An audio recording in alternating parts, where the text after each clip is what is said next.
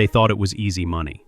Two small silhouettes cutting across the moonlit waters of the Gulf of Aden, engines howling, spray slicing their faces, the salty wind thick with diesel and adrenaline. To the pirates, it looked like a dream target, a dark, slow ship with no flag, no running lights, no visible escort. In their minds, that meant cargo, oil, electronics, ransom, maybe even gold. They'd done this before. The sea was their hunting ground. But this time, the prey was different. The vessel ahead wasn't drifting, it was gliding. Its massive shadow moved with an unnatural grace, steady, precise, as if the ocean itself made way for it.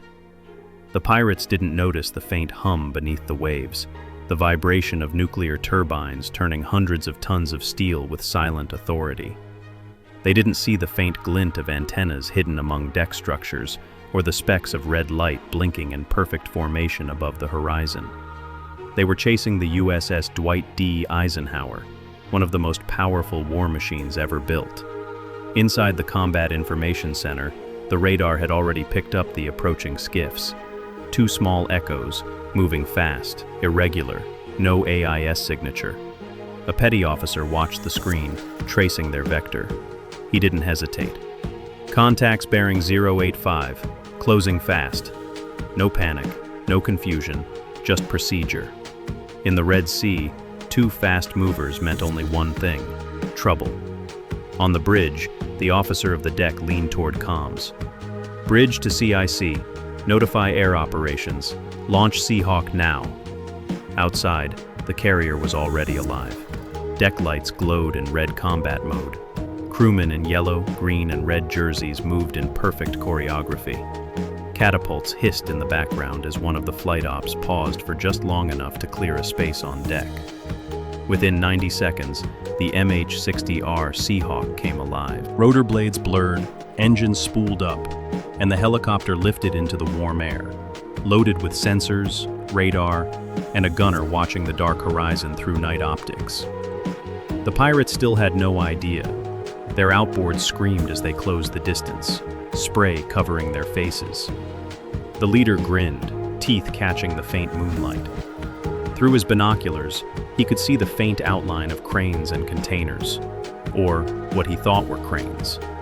They were actually aircraft elevators, 40-ton steel platforms used to lift FA-18 Super Hornets from hangar to flight deck. Back aboard the Eisenhower, the Combat Information Center pulsed with quiet precision. The radar technician tracked the blips as they split. Contacts separating, one maintaining course, one veering north. Textbook tactic: divide and confuse. The captain, calm as a stone wall, gave a single order: maintain course, let them commit. Over the Gulf, the Seahawk dropped altitude. Its sensors painted two sharp dots on the thermal display. The pilot's voice came steady over comms.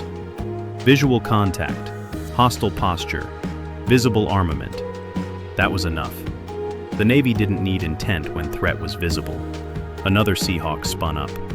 Down on the nearby destroyer USS Gravely, a VBSS team, visit, board, search, and seizure, snapped on body armor, helmets, comm units.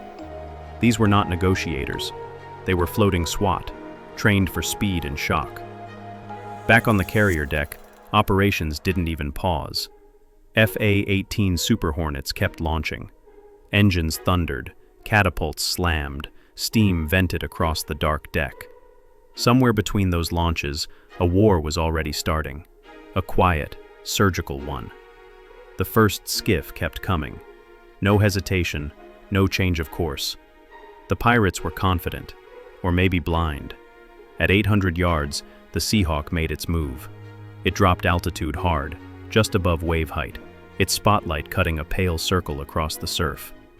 The door gunner swung the M240 into position. The metallic click of the charging handle echoed through the cabin. No shots yet, just a warning. Down below, one of the pirates stood up, raising something long and metallic over his shoulder, an RPG-7. The moment it cleared the horizon, the Seahawk transmitted the words nobody in the Navy takes lightly. Hostile confirmed. weapons in hand. The response came instantly. From the destroyer's port side, 2 RHIBs, 11-meter rigid-hull inflatable boats, dropped into the sea. Engines roared to life as VBSS teams tore across the water, M4 carbines locked, night vision glowing green in the dark. In the CIC, the captain gave no further orders. None were needed. Everyone knew the drill. Above, the Seahawk pivoted to starboard, tracing the skiff's path. A warning burst from the gunner tore the water in front of the pirate's bow, a spray of tracer fire that lit the sea like falling stars. Message received. The pirates slowed, confusion cutting through their arrogance. One dropped his weapon. Another screamed something unintelligible over the engine noise. But the show was over. The RHIBs boxed them in, one from the side, one from behind. Flashlights flared. Commands barked through loudspeakers, though they weren't really requests. Hands went up, weapons splashed into the sea, and 30 seconds later, it was done. The pirates lay face down on the RHIB deck, zip-tied, shivering, staring at the boots of men who didn't even break a sweat. The Eisenhower never slowed down. It didn't even alter course. Jets still launched from the deck, elevators still moved, and somewhere deep below, coffee machines still hummed. Because that's what a U.S. aircraft carrier does. It doesn't stop for small wars. It simply erases them. But this incident was far from over. What began as a failed pirate ambush was about to unravel something far larger. A web stretching from Somali coasts to hidden arms routes buried deep within the Horn of Africa. And the Navy was about to find out that those skiffs were carrying more than just desperation. They were carrying information. The night after the interception was eerily calm. The Gulf of Aden stretched flat and silver under the early dawn, as if the sea itself was pretending that nothing had happened. But deep inside the steel labyrinth of the USS Dwight D. Eisenhower, the work had only begun. In the carrier's intelligence compartment, bright monitors reflected on the faces of analysts who hadn't slept. Every piece of gear recovered from the captured skiff was being cataloged, photographed, and dismantled. The RPG launcher, still wet with salt, lay disassembled on a stainless steel table. Its markings were scanned, serial numbers, corrosion patterns, even residue on the grip. What they found didn't belong to any random black market shipment. It matched a batch previously tracked to an arms smuggling route through Eritrea, one that intelligence agencies had been monitoring for months. It wasn't coincidence, it was coordination. The skiff hadn't been out there for ransom or loot. It had been testing something, a pattern, a reaction time, a chain of command. The pirates were expendable pawns, used by someone watching from far away. On the flight deck, jets still launched, catapults still hissed. The Eisenhower moved at 20 knots, maintaining her patrol vector through one of the most dangerous shipping corridors on Earth. But below the deck, the tone had shifted. What began as a pirate encounter was now classified as a potential intelligence breach. The USS Gravely, now operating a few nautical miles away, had taken custody of the prisoners. Zip-tied, barefoot, wrapped in gray thermal blankets, they sat under the cold glare of deck floodlights. A Navy interpreter stood nearby, but few words were exchanged. Most of the pirates refused to speak. Some trembled. Some stared at the horizon, silent. Their eyes weren't the eyes of men who understood the consequences of their target. They were the eyes of people who realized they'd been sent to die without knowing why. Above them, the whine of another Seahawk broke the quiet. It circled high, its sensors scanning the water for more than survivors. Thermal imaging swept the waves, infrared beams cutting invisible lines through the air. Every boat, every fishing vessel within 50 miles was logged, tagged, and cross-checked. At precisely 0342 local time, one of those returns lit up the screen. A fishing trawler drifting far from its declared route. No nets in the water, no catch, just movement. The signal was relayed to the Eisenhower's Combat Information Center. Within minutes, a drone, a small MQ-8 fire scout, was airborne, silently tracking the target. What it saw through its camera feed would shift the tone of the operation from routine to strategic. The fishing boat was too clean. No rust on the hull, no cluttered deck, no crew working lines. Instead, a single satellite dish sat bolted to the stern, wrapped in plastic tarp. On the side, faint letters in Arabic, painted over and repainted again. From 1,000 feet above, the drone zoomed in. Thermal imaging caught something the human eye would miss, a faint heat signature under the tarp. Electronics. Transmitters, maybe. The captain didn't wait for confirmation. Orders went out. Tasking RHIB Team Bravo, USS Mason to intercept. By 0410, a new set of boats cut through the waves. Their silhouettes glided low, invisible against the surf. In less than 20 minutes, they reached the target. The boarding was swift, clinical, silent. 3 men captured, 1 laptop seized, several encrypted radios collected. The operation wasn't loud.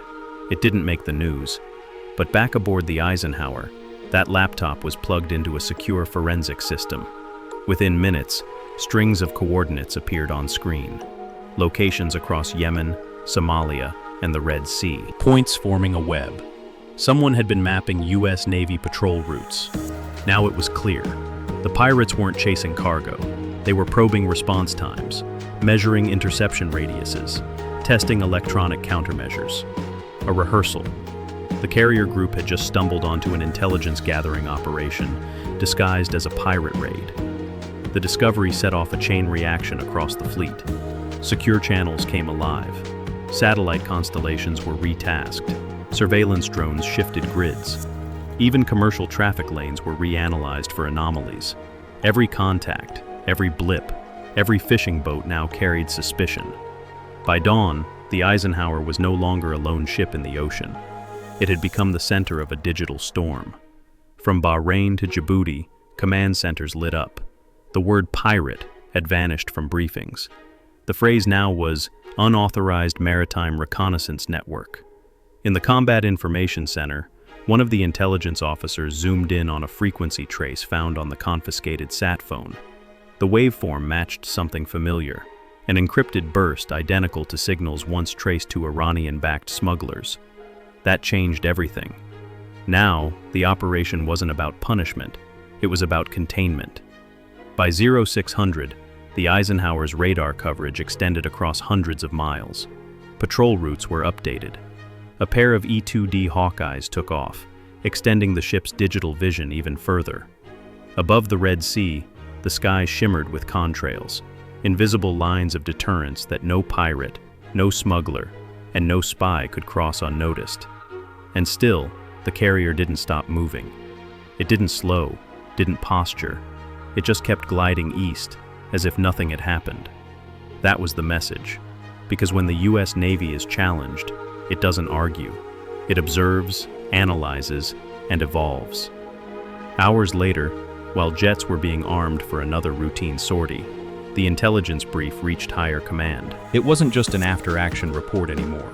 It was a targeting package, complete with satellite coordinates, vessel IDs, and suspected shore connections.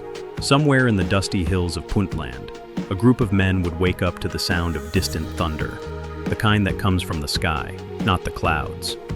But that part of the story would remain classified. Back on the Eisenhower, the sea had gone quiet again. The captured pirates were locked below deck, their fates sealed. The laptop and weapons were tagged as evidence. The decks were washed, the rotors refueled, and the flight ops resumed like nothing had happened. On the surface, it was just another morning in the Navy. But for those who had seen the radar screens and the decrypted data, it was something else, a silent revelation. The ocean wasn't just a battlefield.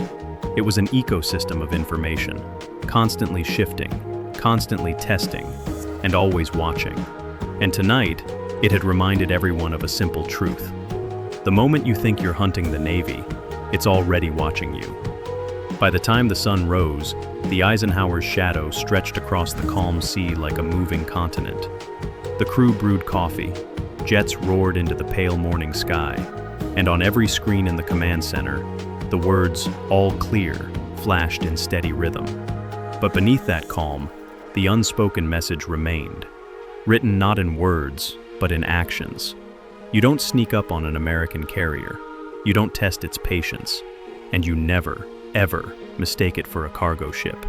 Because the next time someone tries, there won't be any warnings left to give.